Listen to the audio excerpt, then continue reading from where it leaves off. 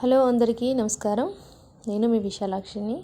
నేను చేస్తున్న కర్రీ ఇది ఎగ్ కర్రీ చేస్తున్నాను. ఈ ఎగ్ కర్రీ ఏంటంటే ఎగ్ కర్రీలో చాలా టైపులు ఉంటాయి. ఆ టైప్లో అన్ని టైప్లో ఇది ఒక కర్రీ అనమాట.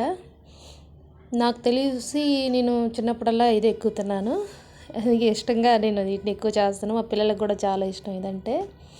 ముందుగా కడాయి పెట్టి కడాయిలో కొద్దిగా ఆయిల్ వేసి ఆవాలు జీలకర్ర వేసి తర్వాత ఉల్లిపాయలు పచ్చిమిర్చి వేసి ఫ్రై అయినంత వరకు వేయించుకోవాలి.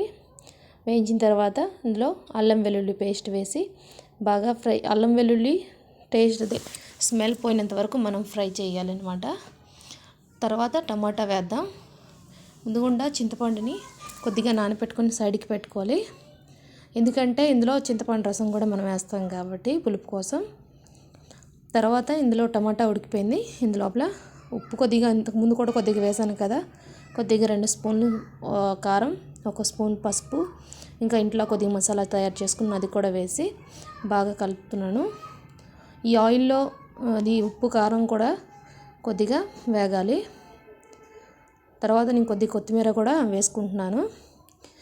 పచ్చిది వేసుకుంటే ఏంటంటే అటు ఫ్లేవర్ అనేది తెలుస్తుంది. ఈ ఆయిల్లో కొద్దిగా వేగనియండి. వేగిన తర్వాత మనం చింతపండు రసాన్ని వేద్దాం ఇందులోపల.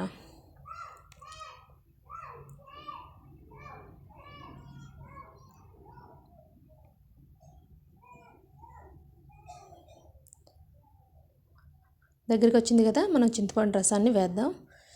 చింతపండు రసం ఇందులో కొద్దిగా వేసుకొని మరి కొద్దిగా నార్మల్ వాటర్ కూడా మనం కలుపుకోవాలి. నేనైతే కలిపాను, అది వీడియోలో లేదు. నేనైతే కొద్దిగా వాటర్ వేసుకున్నాను. మరి ఎంత చిక్కగా ఉంటే పుల్లగా ఉంటుంది కదా, నార్మల్ వాటర్ కొద్దిగా కలుపుకోవాలి. తర్వాత ఒక 2 మినిట్స్ కోసం నేను మూత పెడుతున్నాను. మూత తీసేసరికి చూడండి పొంగు బాగా వచ్చింది కదా. ఇంకా మనం గుడ్లు కూడా కొట్టే టైం వచ్చింది. చాకుని ఉల్టాగా పట్టుకొని మనం గుడ్డుని కొట్టాలి. కట్ చేసిన వైపు కాదు, వెనక భాగం నుంచి మనం గుడ్లు కొట్టాలి. ఎందుకంటే ఇలా కట్ చేయడం వల్ల గుడ్డు అంటే తొక్కలు వచ్చి పడడం అవకాశాలు ఉంటాయి. ఇలా కొట్టడం వల్ల బాగానే ఉంటుంది. అదిగాక మనం కట్ చేస్తాం కాబట్టి అలాగా.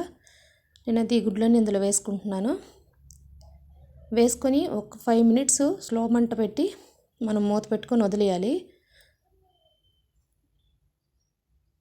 నాకు కొద్దిగా ఎక్కువ గుడ్లు కాబట్టి కొద్దిగా టైం పడుతుంది, కానీ చాలా టేస్టీగా ఉంటుంది. ఇది మాత్రం ఎక్కువ మా శ్రీకాకుళం సైడ్ బాగా వండుకుంటారనమాట. నేను ఇంకైతే మూత పెడుతున్నాను. కాసేపు మూత పెట్టేసి ఇంకా వదిలేస్తే ఇంకా ఒక 5 మినిట్స్ తర్వాత ఒకసారి ఓపెన్ చేసి గరిటెతో తిప్పుదాం. ఒకసారి గరిటెతో తిప్పితే చాలు, అయిపోవచ్చింది. ఆయిల్ అంతా పైకి తేలింది కదా, చాలా టేస్టీగా ఉంటుంది. ఒకసారి ట్రై చేయండి. ట్రై చేశాక అప్పుడు నాకు చెప్పండి ఏదనేది.